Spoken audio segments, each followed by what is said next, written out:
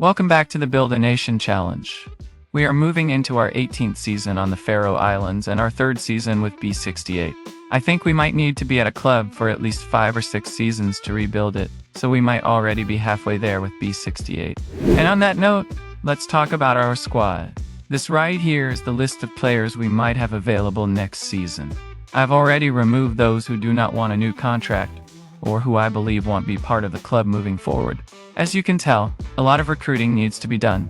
We technically don't have a decent first-team goalkeeper anymore, as Duellman did not want to renew his contract. We only have 2 central defenders I'm happy with. Both sides of our fullback area could use upgrades. We only have 1 half-decent defensive midfielder. 2 central midfielders. Only 1 winger or inside forward on either side.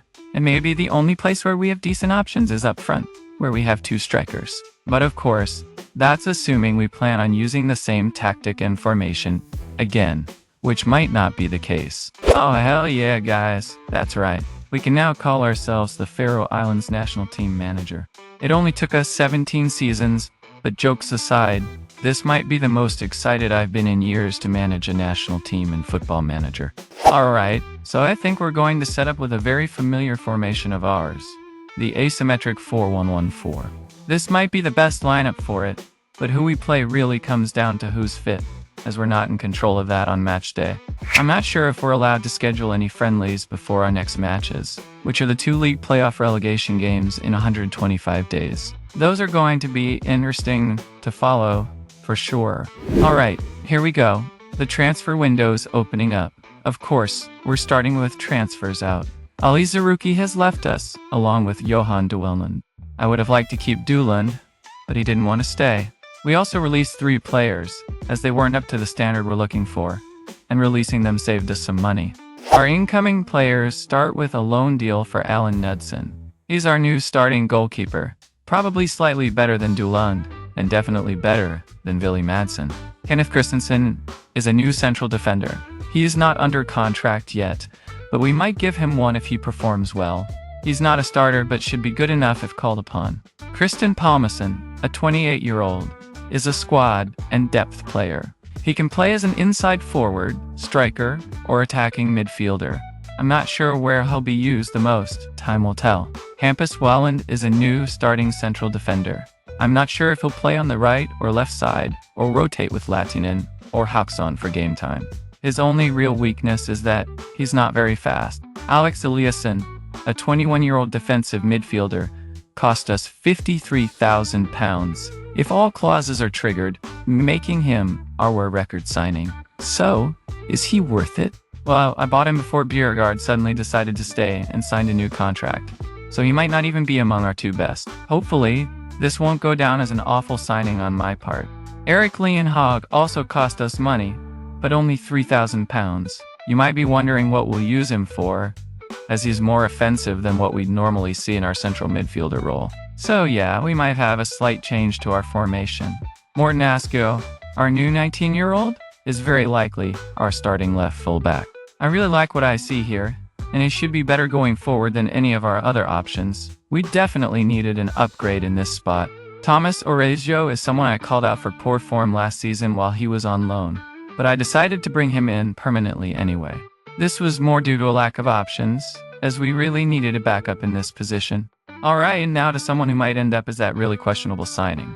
Rasmus Lovgren Larsson. Yeah, he's a wingback, but we're not playing with wingbacks, so he'll probably end up as our 4th choice defensive midfielder.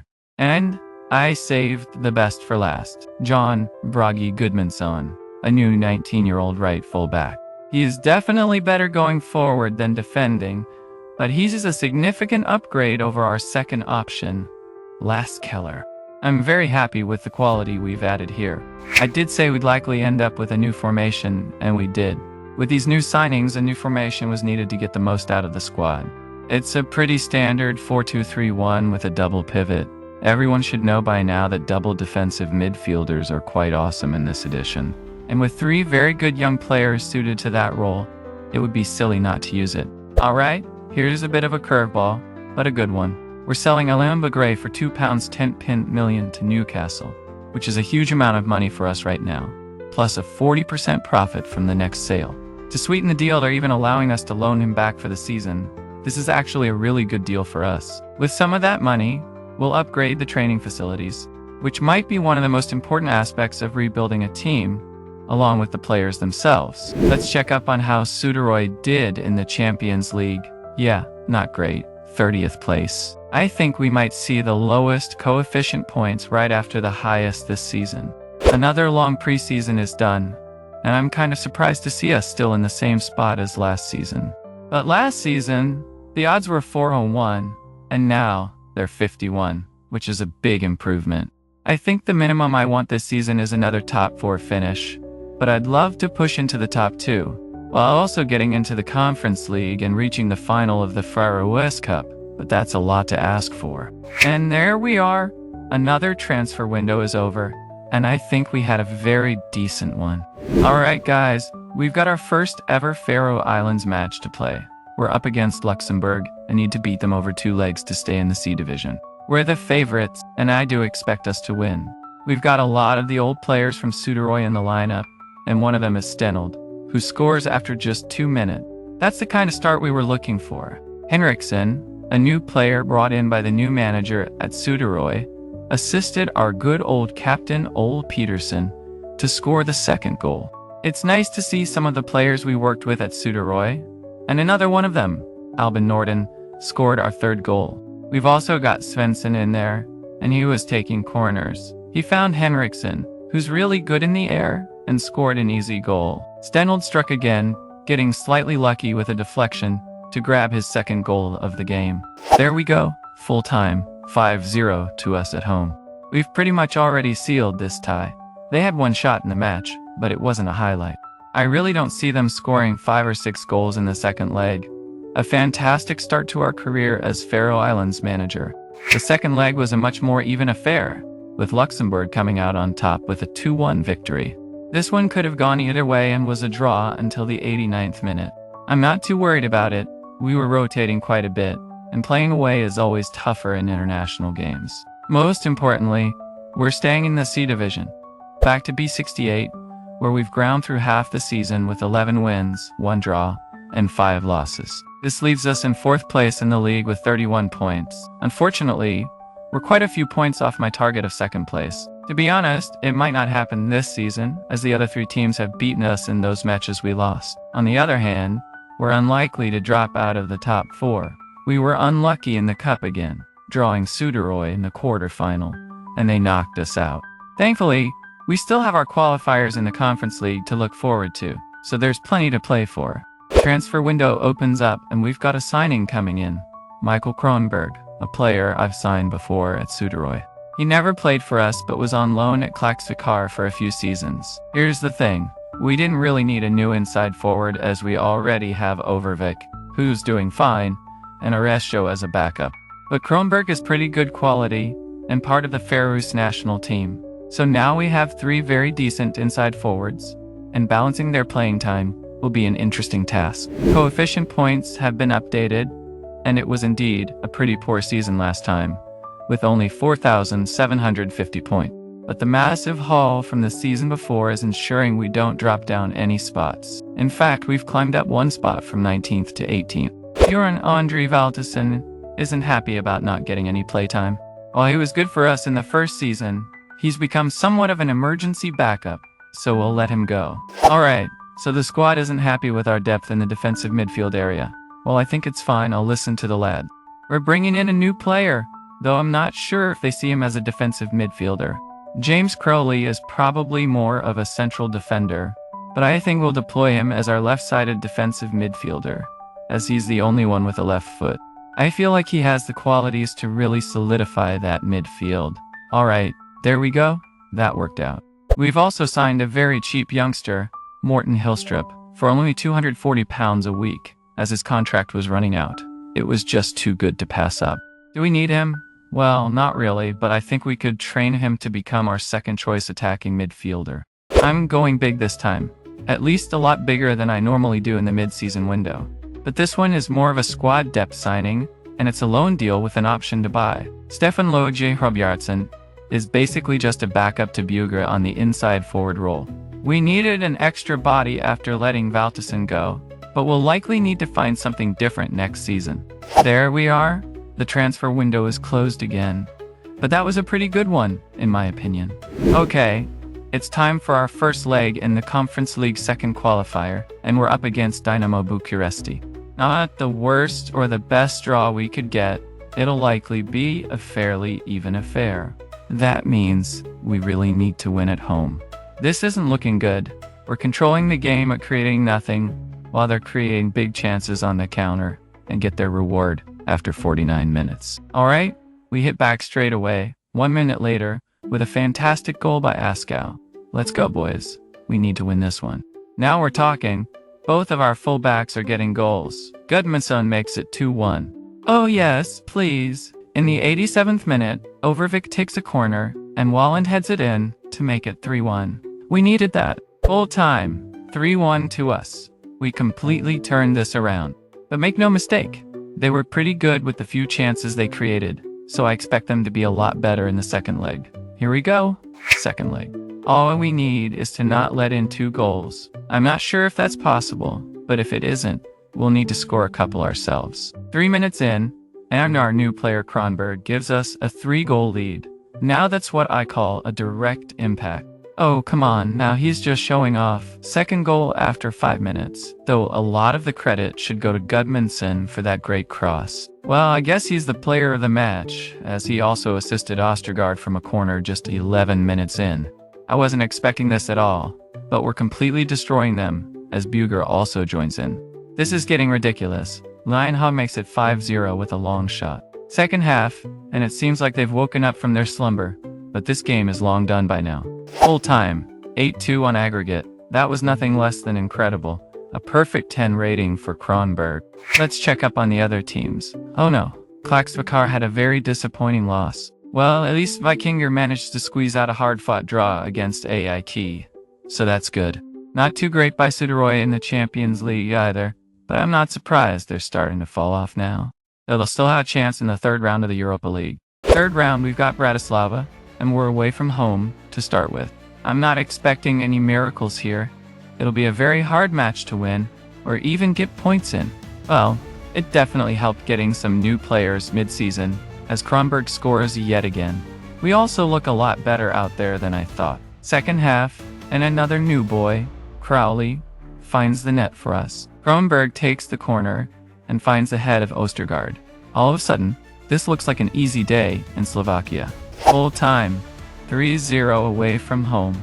That's a really good result, and more than likely enough to secure a playoff spot for us. Second leg, and with that 3-goal lead, this shouldn't be a problem. But you never know. Overvik takes a corner, and our big striker heads it in to give us a very comfortable 4-goal lead. Full time, 4-0 on aggregate. Great stuff, but also the easy stuff. We've still got playoff, which is going to be a massive test. Yeah, in the playoff, we're up against Galatasaray. That's probably going to be the end of our campaign. That's a disgustingly hard opponent. Checking up on our other clubs, at least we've got some good news. Vikinger also managed to get to the playoffs in the Conference League, while Suðuroy made it to the playoffs in the Europa League. So, here we are. First leg against Galatasaray. Honestly, we need to get lucky, not only to get a positive result, but also to play way above our level.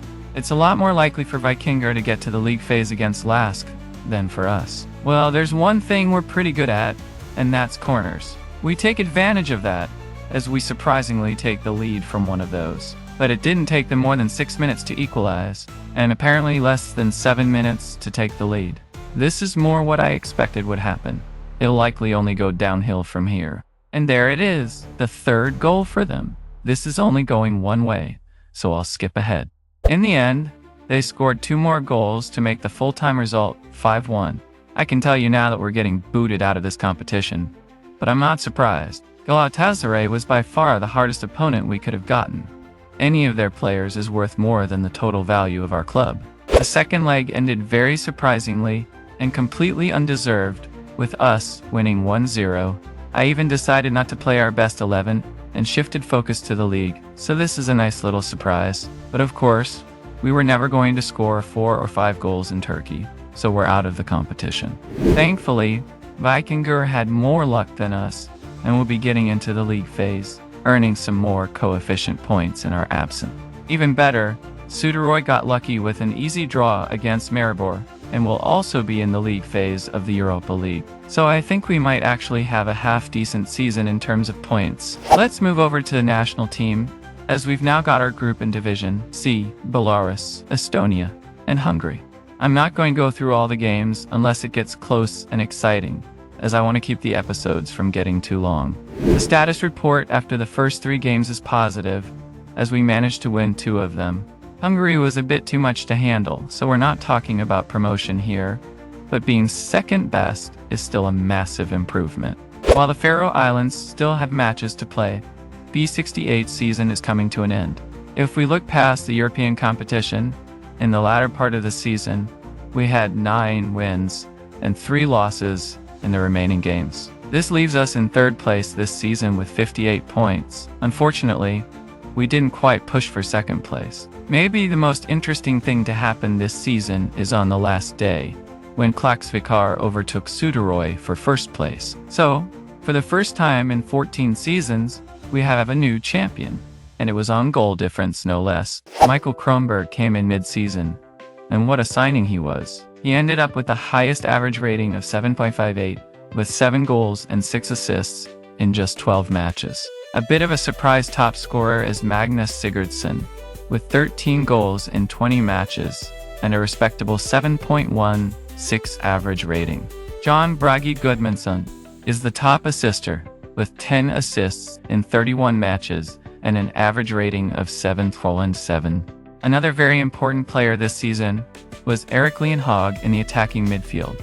He played 30 matches, scored 11 times, assisted twice, and had an average rating of 7.2. Now, back to the national team. We've played 2 more games, both wins against Estonia and Belarus. This leaves us in 2nd place behind Hungary in the group, and we're playing them today. Unfortunately, goal difference isn't the first decider. Otherwise, we'd be top.